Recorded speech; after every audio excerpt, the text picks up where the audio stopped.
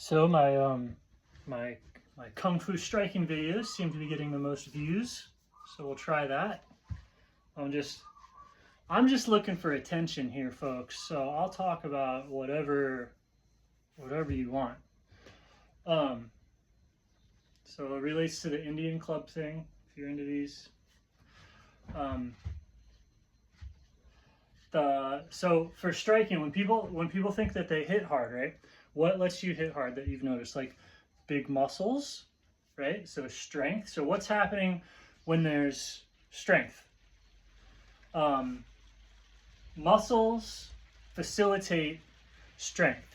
So if you do the correct exercises to get the muscles and stuff like that, you will automatically move with strength. They do it unconsciously. They do it automatically. If you want to be able to hit hard without carrying a bunch of extra muscles, then you have to consciously understand what the muscles were doing, and then you have to do that. So once you understand what the muscles are doing and you take control over that, then you can hit as hard without muscles. So fundamentally, you look at like, well, what's going on when I hit, right? So when you hit, you're trying to you're trying to take a mass of something and run it into something else in such a way that the inertia or the energy in the thing that you're hitting with dumps into the target, right? So let's break down the like the weapons that you have potentially to hit with, right? And they're different. People try and punch different ways, but it's really the mass that you pick up and move and hit with is what determines the type of punch that you can do, and they're all a little bit different. But so at first, like, you could just pick up your hand, right, and throw, like, feel this, like, feel the sensation, just feel it, and then throw that sensation, just shoot it forward, and then so all of this is it'll run into something, so you can practice having it run into something like a bag or a person to see what that feels like. And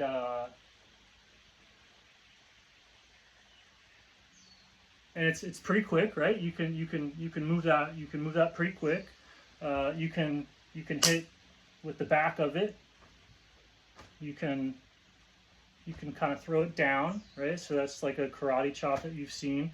You can kind of stab it. You can these bones all face this direction, so you can kind of stab out with this mass, and when you come out, it collides with it, right? So this is a pretty small thing, right? So it doesn't carry much oomph behind it, right? So the hit is only when you throw it as an object, so you have to let the object go, and then the inertia runs into it. If you hit and then push, so if you touch somebody with a hit and then push or muscle, that's only a shove.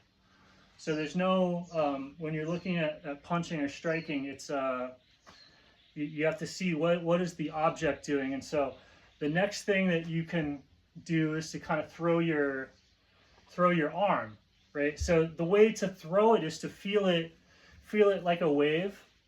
Don't just feel the mass, right? Feel the isness, and then you're going to take that isness the same way that you would take the club and throw the isness.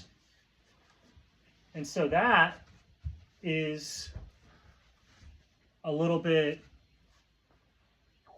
more. So where this, you can't really go much further than that, because like what's actually going on is that I'm going to present as an entire object.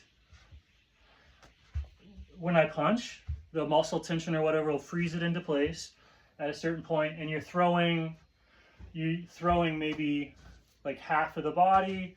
I can throw my hips back, and then that can connect into. So the same way that I was doing it with this Indian club yesterday, of like, I want to pull on the Indian club with my hip.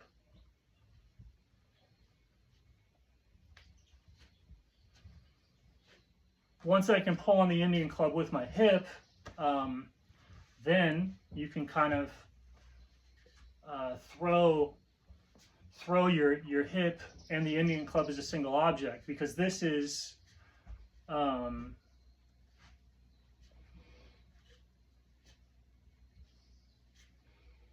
if my hip's pulling on the Indian club, there's obviously an object there pulling.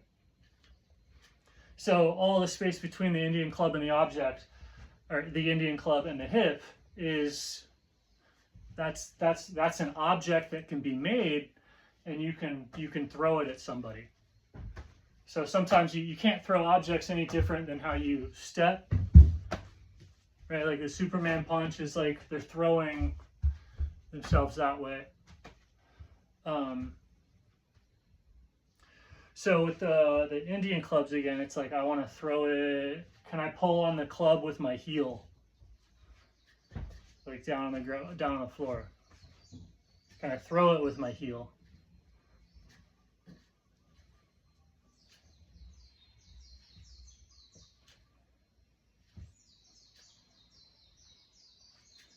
And I can go do that thing with like, how do I pick this up and throw this with like my big toe?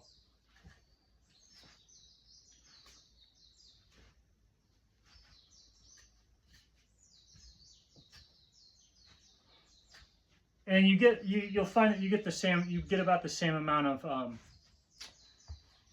power, like doing that with anything. And it just as you do this, you become more and more redundant. Like if you're good at doing this with every part of your body, like how would anybody stop that thing from happening if you're like, oh, how do I pull on this with like my yeah, that's hard. So like my right scapula, can I pull on the Indian club?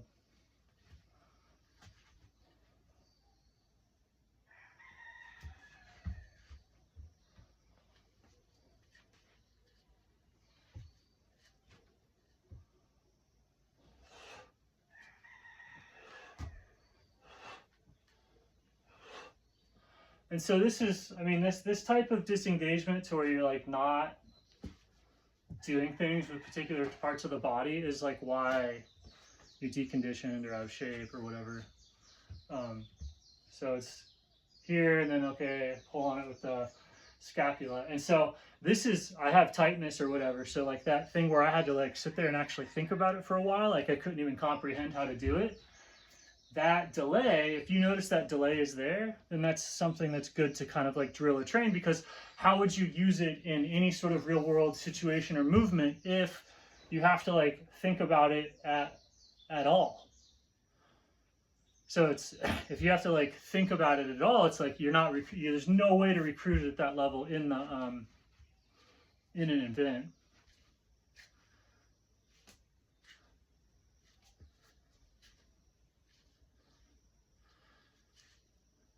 This is traditionally like really, really hard to change. People are like super hung up in how they move and do this stuff. Normally very difficult to touch. This method of thinking that I'm kind of like talking about in this video bypasses like a lot of it.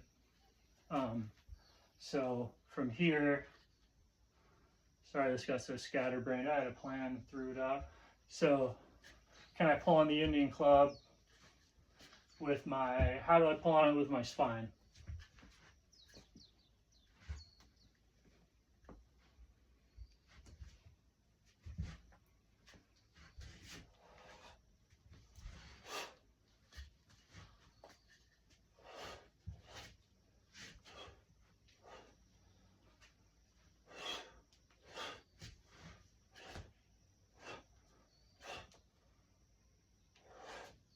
So left, how do I get my left scapula to pull on my right hand?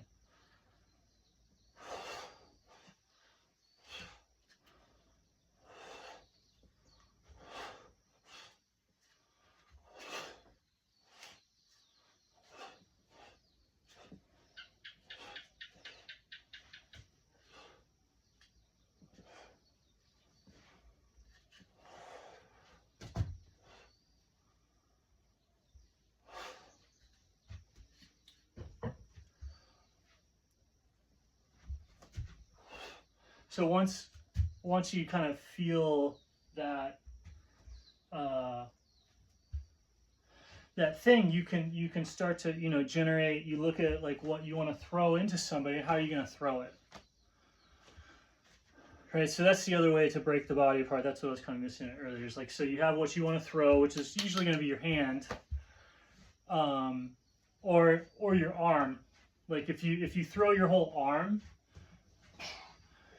that's a pretty big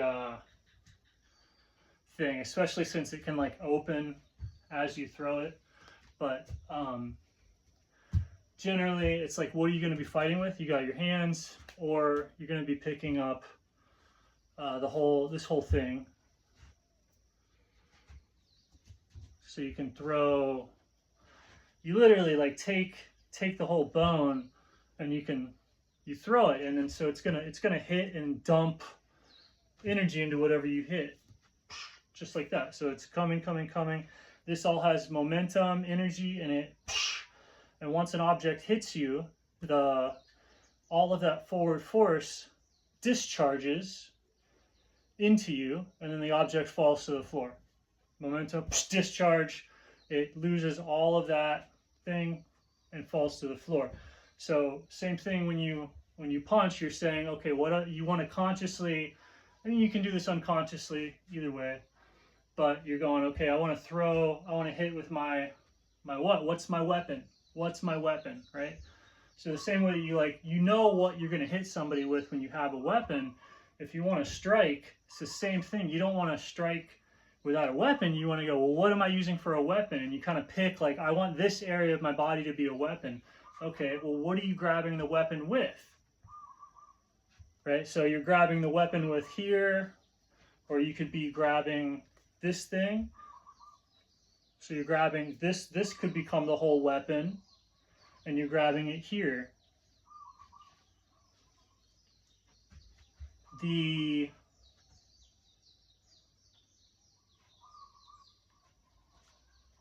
Once you grab the weapon, then you're throwing the weapon with your body.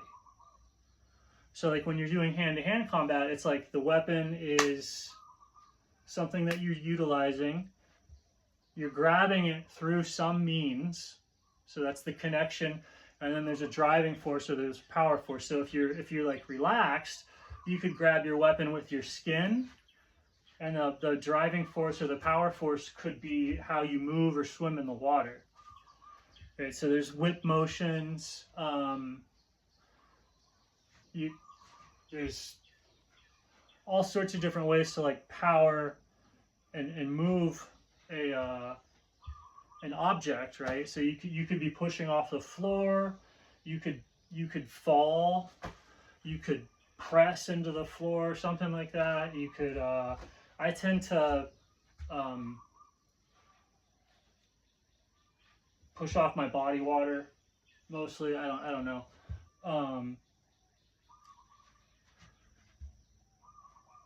So yeah, the hands are sweet.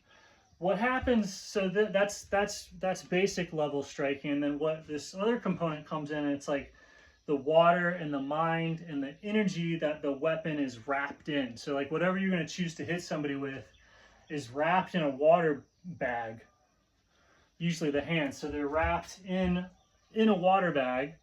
So you might be hitting somebody with the bones, and the bones have this, you know, set of inertia, or maybe the weight. The wrapping it in the water bag lets any part of the body share inertia with the rest of the body. So when you punch, if you connect it with the water bag, which is a loose connection of consciousness, you can hit, the object that you're attacking with is no longer just a hand on the end of a staff or a hand on the end of a chain, like a whip. That's no longer the weapon. It's a hand inside of a wave, like inside of a bag of energy, and that bag of energy is connected to the heart, the feet, the ground, so you can kind of give shadow on earth. It's the touch of death, like the Conor McGregor thing. He's hitting with his water, and so it's when you move or when you fight or when you engage from this area, unbeatable. Except by itself, or like something even better, something that like I don't even know. I don't know what would happen if there's not enough room for two people to be in there, but when you're in there, it's touch of death, right? And that's from the water, which is where the consciousness is. So the technique is how do you hit like that? Everything in my being is supporting and going towards that striking point. So when it hits, everything discharges, and so it's electrically alive fluidic mechanics, so it can get kind of squirrely in terms of like what it can do, but it's the same as like, oh, this comes in, all the energy stops and falls. If you've got all of the fluidic inertia in the body funneling out and into a hit as like this thing hits, and then you have like physical inertia behind it, you can rock somebody. Muscles do this automatically. That's what's going on with when you get muscles, is it pulls, and the muscles hold the physical and fluidic body together. So you don't have to, like, without muscular strength, you have to be sensitive and know where your fluid body is, and how to move the fluid body and how to stay inside of it. You have to sense that without muscles. And then if you can sense where that is, you can kind of see, like what we do in Golden Path. You know where you can move that will be athletic, present in the moment. You can see it. Whereas with muscles are this interface that warps and pulls that reality, so it keeps you in it. It makes it match you. So then, since it's matching you, when you hit or do something with like muscular strength, it's forcing it to be there. It's like that's the stronger the muscles, the more you can force it to be there. But you can do that unconsciously to where you don't really even understand what I'm talking about, or like what is it that is being there. And so there's the skill of being in the correct place can be ignored if you just have muscular strength, which makes the correct place appear. So it's not that muscular strength is different from the strength that I'm talking about. It's actually identical. There's no no strength there's no secret strength that's different from muscular strength. It's just muscular strength that's the body doing it.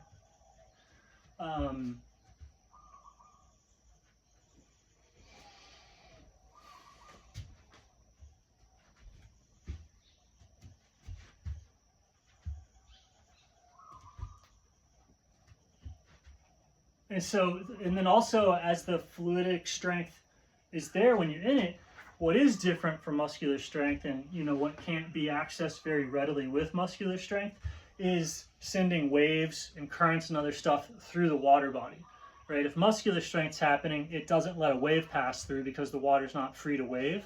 The water's being controlled by the muscle. So with like relaxed power, you can send waves through the water, and then if it times right, you could start hitting people with a wave.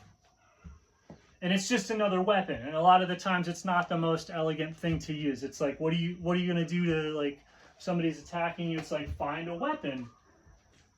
Like, this thing would be great. What does that let me do? It lets me control a tremendous amount of inertia and put that inertia right where I want. Right? That's what the weapon does. So it's like, I don't have something to pick up. What can I pick up? Oh, I pick up my hands. I need to put some inertia right there. How do I put the inertia right there? I generate speed with an object, and the object has to run into the thing to dump the inertia. So it's like, that's another weapon I can pick up. Or like, oh, I'm going to throw my forearm, or I'm going to throw my whole body. These are all strikes picking up the weapon, and the weapon has to be an object that can dump inertia. So then you go, I'm going to send a wave in, and it's like, so if you have to think about the wave stuff at all, and you're like trying to send send some wave into somebody, it's not the best object to use in terms of like just dumping enough inertia into their head to turn their brain off.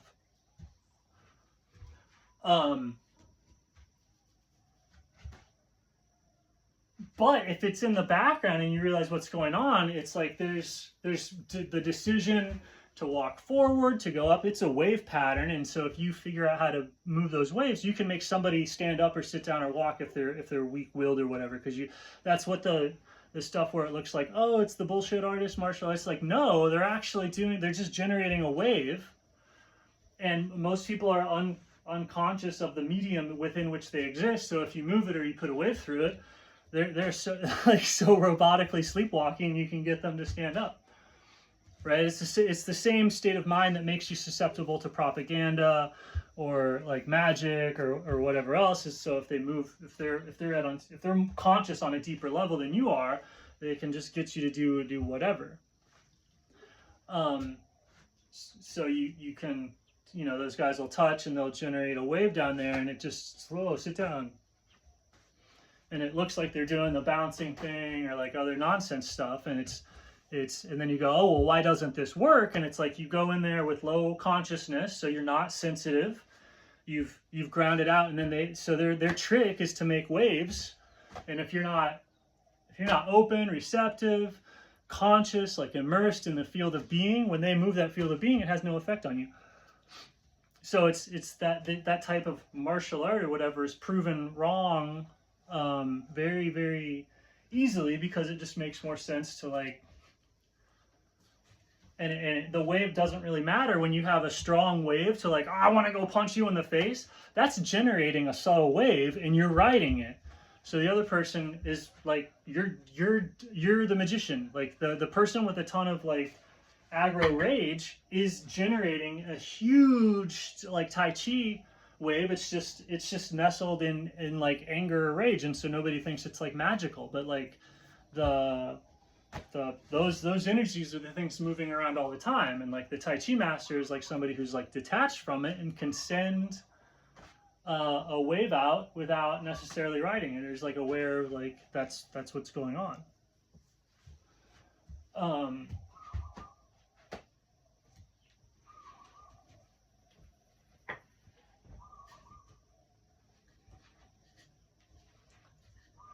So yeah, you can send all sorts of different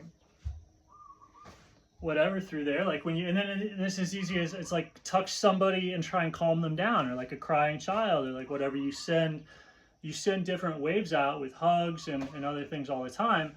That's a frequency pattern. It's all those are tiny waves. As you move around, that's the field. It's there. Like it's kind of there. Everyone experiences it. It's not a big. It's like, yeah, everybody experiences it. There's obviously different levels in mastery and like awareness of it, and it can be taught like language, like second nature, but like you still have to learn it. Or walking. And so yeah, but in I guess like striking, it's that inertia. So there's an inertia behind emotion, sentiment. There's a couple of tiers of physical inertia. Like there's a couple of different wave frequencies that can exist between my hand and the ground. So if I get those vibrating, then that'll have something extra in the touch or the contact.